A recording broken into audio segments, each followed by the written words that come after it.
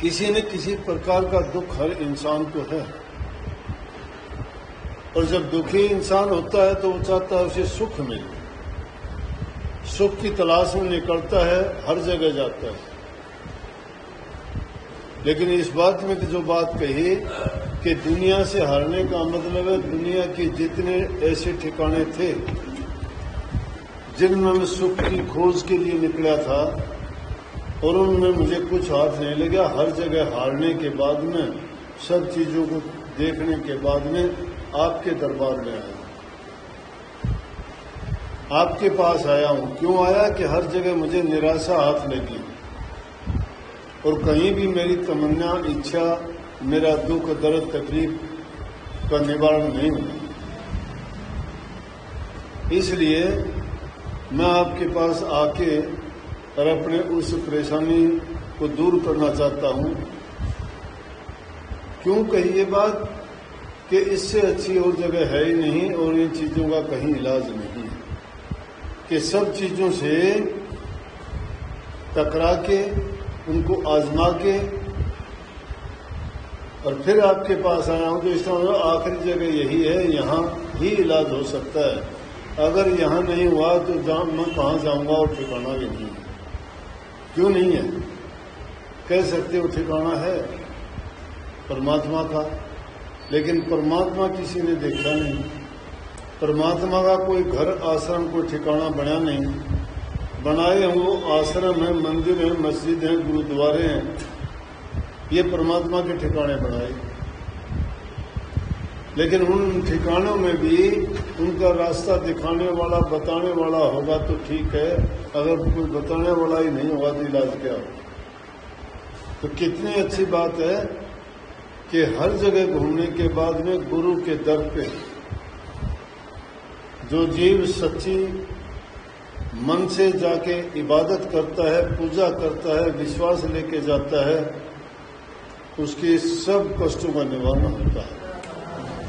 तो इसलिए एक दुखी रूह पुकार करती है ये कि मैं सारी दुनिया से हारने के बाद में आपके दरबार में आया, गुरु से पुकार करता है और मेरा उन चीजों से छुटकारा करवाओ।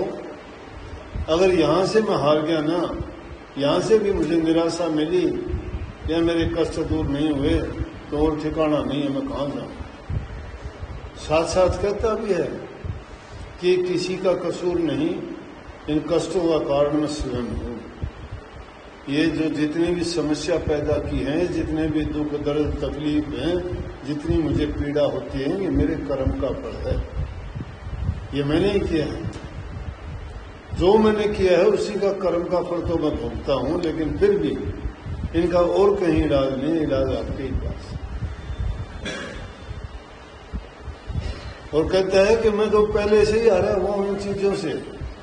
हारे का मतलब यह है कि मैं उन चीजों का इलाज नहीं ढूंढ सकता, नहीं कर सकता। इसलिए आपका दरवाजा खटखटाया, आप ही उसका इलाज कर सकते हो। तो कितनी अच्छी बात इसमें पहली लाइन में ये कही है। दूसरी लाइन क्या थी? हाँ, पहली करिएगा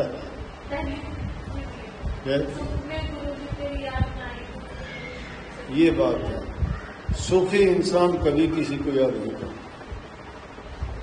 सुख में गुरुजी तेरी याद में आई और दुख में तुमसे प्रीत लगाई, तेरी याद दुख के समय में आई। और संतों ने यही इस जीव के लिए फरमाया कि सुख में सुमरण ना करें, दुख में करें फरियाद। कहें कबीर दास की कौन सुने फरियाद। सुख में सुमरण कोई नहीं करता, दुख के समय याद करते हैं।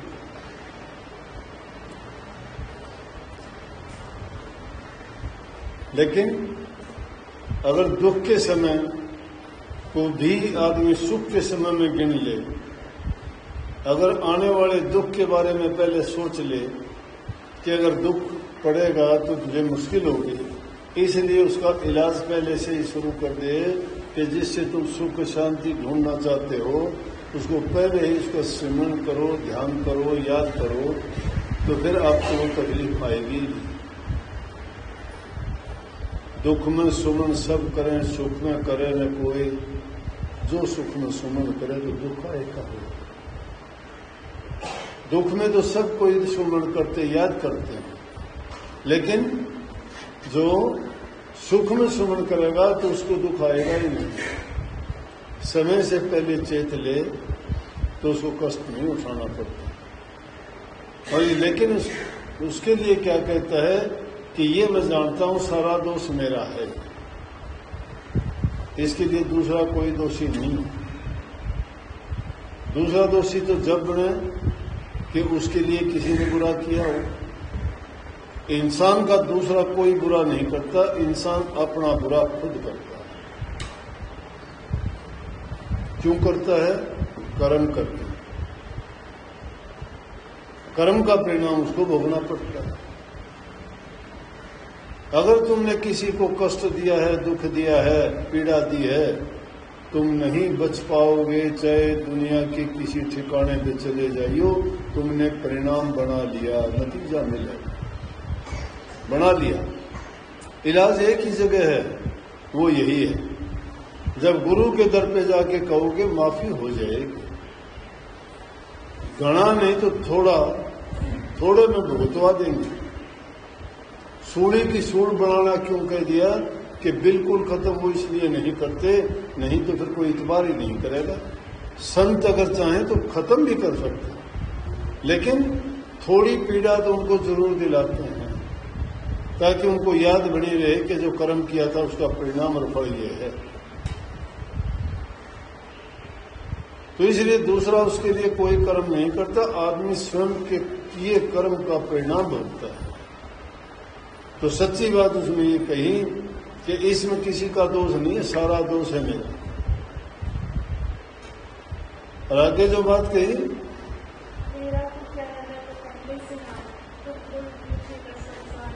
अगर कहता है कि मेरा क्या है, अगर मैंने आपकी शरण ली, अगर मैंने शरण ली है आपकी और मैं खोटे मंदे कर्म करूंगा, मेरा क्या है? मेरा तो पहले से ही पता, ये गया बीता है।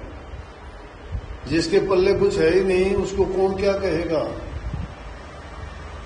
जिसके पल्ले कुछ भी नहीं है, जो कुछ भी नहीं है, उसको कौन क्या कहेगा? लेकिन जो कुछ है वो उसके साथ अगर हो तो उसको तो लज्जा आती है ना। इसलिए कहते हैं मेरा क्या है, मेरे को कौन कहेगा? कि पूरा संसार आपको तो कह देगा, आपको कहेगा कि देखो इसका ये बिगड़ गया, ये चेला था, ये शिष्य था, इसका ये शरण था, इसका ये हो गया। बोला उसकी भी लाज मुझे नहीं लगती, इसलिए मैं आपके पास जो आया हूं, तो ये जिम्मेवारी आपकी बनती है कि मेरे इन कष्टों को आप दूर करोगे, मुझे सुख मिल जाएगा। अगर ना भी ऐसा करोगे ना तो मेरा तो कुछ जाएगा नहीं, दुनिया में बदनामी आपकी होगी, मेरी क्या बदनामी? मैं तो बदनाम होया हुआ आया हूँ सारा। जिसके पल्ले कुछ है ही नहीं उसको तो कुछ भी कर लो, मिट्टी पे मिट्टी डाल दो, मुझे कोई शर्म नहीं इस बात की। लेकिन हाँ, वो बात आप पर जाए, मेरा क्या है? इसका मतलब मैं कुछ हूं ही नहीं, तो मेरा इससे ज्यादा और क्या करेगा? तो आगे कहते हैं कि आप तो तारक हो, दुनिया को तारने वाले हो, तो मेरी नैया कैसे डूब सकती है? जब तारने वाला साथ हो तो मेरी नैया कैसे डूब सकती है? लेकिन उसको बचाने वाला तो बचाने की कोशिश करेगा, जो खुद कसी करना चाहता उसको कौन बचाने? गुरु तो उसको संदेश देगा, उपदेश देगा, शिक्षा देगा, बचने का तरीका बताएगा, अच्छा करने का उसको हर प्रकार से रास्ता दिखाएगा। फिर भी वो नहीं कर पाता, कर्म ही नहीं पाता। सकल पदार्थ है जगमाही, कर्म ही नर पावत नहीं। अब भी यहाँ कुछ लोग ऐसे बैठे हैं यहाँ शरीर से, उनको ये नहीं पता मैं क्या बोल रहा हूँ, क्या कर रहा हूँ। कर्म की मार रुका में पुकार, उनका कर्म खोटा है, कर्म के मारे हैं वो, जिनको ये नहीं पता इन बातों की क्या कीमत है। एक लफ्ज भी अगर किसी इंसान के पल्ले चला जाए और वो बांध ले तो भी उसकी जीवन बदल जाता है। एक एक चीजों से बदले हैं, लेकिन यहाँ तो रोजाना मुंह छिटवाते हैं, रोजाना सुनते हैं, पड़े रहते हैं। अब आज रुल गए कुछ लोग, देखो जब के कभी यूं देखा, कभी यूं देखा, कभी यूं देखा, तो सत्संग का कोई मतलब नहीं है। उनका मन है कि क्या हुआ, वो परेशान है। अरे जब परेशान हो, रोगी है, बीमारी है, तकलीफ है, जो दवाई दे रहा है दवाई तो ले लो। दवाई देते हुए उसको फेंकते हो दूर। लेकिन उनके बस की बात नहीं, कर्म खोटा जिसका वो थोड़ा बढ़ सकता है। कर्म को कोई नहीं सुधार सकता, कर्म इंसान खुद ही बनाएगा।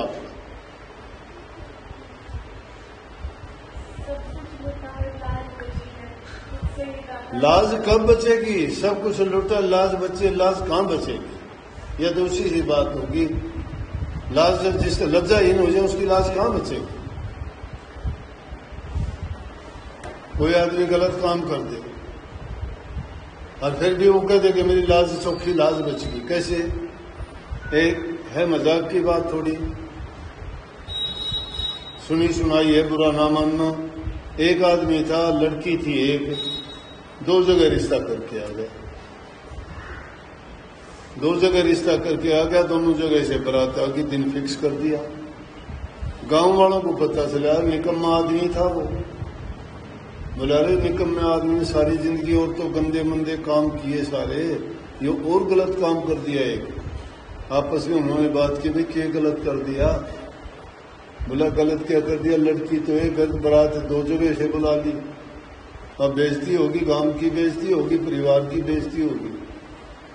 बड़े बड़े सियाने लोग थे, इकट्ठे होके और कहने लगे, हाथ पांव जोड़ के एक बारात को तो वापिस भेजा कि भाई एक ही लड़की है, गलती होगी, दूसरी जगह से बारात आई। उनको तो कि ले दे के वापिस कर दिए और दूसरी बारात थी उनके लड़की की शादी कर दी। जब शादी करके लड़की चली गई तो जिसकी लड़की थी वो आदमी आराम से उस लड़की की शादी होने के बाद घर के हुक्का, घर के बाहर मुंडा डाल के बैठ के और बड़ा छाती तान के तो कहने लगा, ले भाई बड़ी मुश्किल से बोला लाज बची। बोला बड़ी मुश्किल से लाज बची है। दूसरे लोग कहने लगे तेरी लाज ने के खतरा भाई, एक भी तेरी लाज बच गई तो लाज कितने जाए को नहीं। इतना कुछ होने के बाद भी उसकी लाज बच गई तो फिर उसकी करे जाएगी। तो एक आदमी लज्जाहीन हो जाए, फिर भी कितना बुरा खोटा हो जाए, फिर भी कहते मेरी लाज बच गई, उसका इलाज थोड़ा कोई। तो कहते सब कुछ लुटा, बस लाज बची। लाज कड़े बच गई? सब कुछ लुटे लिया तो लुट गया, सब कुछ गया इंसान का, क्या बच गया उसके पास? और फिर कैसे कि मुझे तो तेरी आस लगी है। हाँ भाई, हारे का हार होता है, लेकिन टूटी के पुट्टी नहीं लगती। तीर कमान से निकल जाए, शब्द जबान से निकल जाए और प्राण शरीर से निकल जाए, मुड़ के नहीं डरते कभी भी।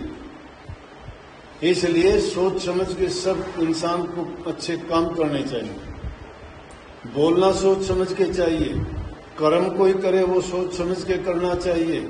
प्राण शरीर में है, इनसे जब तक इंसान जिंदा है मालिक के नाम का सुमरण करना चाहिए, चिंतन भजन करना चाहिए, अच्छी सोच रखनी चाहिए, अच्छे काम करना चाहिए। वो इंसान अपने जीवन को सुधार लेता है, बढ़ा लेता है उसको। फिर ये ठोकर खाने की जरूरत नहीं, ये याचना करने की जरूरत नहीं। महापुरुषों के संग में जाके इंसान अपने जीवन को संवार लेते हैं, क्योंकि महापुरुष हमेशा इंसान के जीवन को ऊंचा उठाने का, पवित्र बनाने का और इसका जिस उद्देश्य के लिए मनुष्य का चोला मिला था उसको पूरा करने का उनको ज्ञान देते हैं, उपदेश करते हैं। और जो उनकी बात को मान के चलते हैं उनका जीवन का उद्धार हो जाता है। सबको बहुत बहुत आशीर्वाद। तो इसलिए ये छोटी बात नहीं कि समझने में बहुत इसमें गहराइयां हैं, बहुत टाइम लगता है। मैं तो थोड़े से नहीं हूँ, बस आज जो आ गया तो चलो महा दिमाग में आई बोल दूं थोड़ा। तो इन चीजों पर गौर करना चाहिए, चिंतन करना चाहिए कि इसके पीछे कहानी क्या है। एक आदमी जिसने जीवन को कुछ मानना ही नहीं, जीवन उसका भार बन गया, जिसके ऊपर रोटी खाना और यूं ही है पशु की तरह जीवन बिताना, तो जीवन है कोई? जितने दिन के लिए जिंदा हो तो नेक काम करके दिखाओ। मनुष्य मात्र के लिए करो, दूसरे जीवों के लिए करो, किसी दुखी जीव की सहायता और मदद करो। कुछ अच्छा करके जाओगे तो तुम्हें अच्छा परिणाम मिलेगा। लेकिन खोटे मंदे कर्म करके जाओगे, नरकों के द्वार खोल लिए, क्या मिलेगा? जीवन से अगर तुम उदासीन होगे, क्या जीवन है? रोटी खा लेना, घूम लेना फिरना जीवन है? फिर तो रोज शिकायत करोगे, मुझे ये रोग है, मुझे ये तकलीफ है, मुझे ये बीमारी है। तुम पीड़ित हो हर प्रकार से, शरीर से भी रोगी हो, मन से भी रोगी हो, विचारों से भी रोगी हो, और कर्म से रोगी हो ही हो, क्योंकि कर्मों के कारण ऐसा है। चेहरे लटके लटके हैं, कोई उदासीनता है, कोई ख्याल नहीं, कोई विचार नहीं, कोई उद्देश्य नहीं जीवन का। क्या जीवन है? इसलिए हमेशा इंसान को अच्छा सोचना चाहिए, अच्छा करना चाहिए, अच्छा परिणाम मिलेगा। सबको बहुत बहुत आशीर्वाद।